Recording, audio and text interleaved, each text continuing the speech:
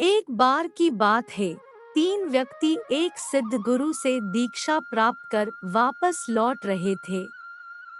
गुरु जी ने उन्हें आध्यात्मिक ज्ञान के साथ साथ व्यवहारिक होने की भी सीख दी थी। तीनों तमाम ग्रंथों, पुराणों पर चर्चा करते आगे बढ़ते जा रहे थे। बहुत समय चलने के बाद उन्हें एहसास हुआ कि अब उन्हें कहीं विश्राम करना चाहिए और रात गुजार कर ही आगे बढ़ना चाहिए। वे एक जगह रुके और खाने की पोटली खोली, पर दुर्भाग्यवश उसमें एक ही रोटी बची थी। तीनों ने सोचा कि इसे बांटकर खाने से किसी की भूख नहीं मिटेगी, अच्छा होगा कि कोई एक ही इसे खा ले। पर वो एक व्यक्ति कौन हो ये कैसे पता चलता, क्योंकि वे आध्यात्मिक अनुभव कर लौट रहे थे। इसलिए तीनों ने तय किया कि इसका निर्णय वे भगवान पर छोड़ देंगे। भगवान ही कुछ ऐसा इशारा करेंगे कि समझ में आ जाएगा कि रोटी किसे खानी चाहिए। और ऐसा सोचकर वे तीनों लेट गए। थके होने के कारण जल्द ही सबको नींद आ गई। जब अगली सुबह वे उठे तो पहले व्यक्ति ने कहा, कल रात मेरे सपने में एक देवदूत आए। वे मुझे स्वर्ग की सैर पर ले गए।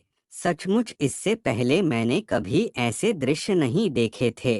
असीम शांति, असीम सौंदर्य मैंने हर जगह देखी, और जब मैं भ्रमण के अंतिम चरण में था तो सफेद वस्त्र पहने एक महात्मा ने मुझसे कहा, पुत्र ये रोटी लो, इसे प्रसाद समझो और अपनी भूख मिटाओ। पहले व्यक्ति ने अपनी बात खत्म ही की थी कि दूसरा व्यक्ति बोला, कितनी अजीब बात है, मैंने भी बिल्कुल ऐसा ही सपना देखा। और अंत में एक महात्मा ने मुझे स्पष्ट निर्देश दिए कि मैंने जीवन भर लोगों का भला किया है, इसलिए रोटी पर मेरा ही हक बनता है। उन दोनों की बातें सुन तीसरा व्यक्ति चुपचाप बैठा था। पहले व्यक्ति ने पूछा, तुमने क्या सपना देखा? क्या तुम्हें किसी देव ने रोटी खाने की संकेत नहीं दी? मेरे सपने में कुछ भी नहीं था। मैं कहीं नहीं गया और न ही मुझे कोई महात्मा दिखे। लेकिन रात में जब एक बार मेरी नींद टूटी तो मैंने देखा कि मेरा पेट भूख से बहुत जोर से दर्द कर रहा था, तो मैंने उठकर रोटी खा ली।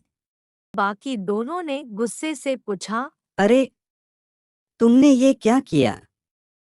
ऐसा करने से पहले तुमने हमें बताया क्यों नहीं? तीसरे व्यक्ति ने कहा, कैसे बताता, तुम दोनों अपने अपने सपनों में इतने दूर जो चले गए थे। और कल ही तो गुरु जी ने हमें बताया था कि आध्यात्मिक ज्ञान के साथ साथ व्यवहारिक ज्ञान का महत्व समझना चाहिए। मेरे मामले में भगवान ने जल्द ही मुझे संकेत दे दिया कि भूखों मरने से अच्छा है कि रोटी खा ली जाए, और मैंने वही किया। तो इस कहानी से हमें ये सीख मिलती है कि हमें किसी कार्य को करने के लिए भगवान की नहीं बल्कि खुद समझने की ज्यादा जरूरत है।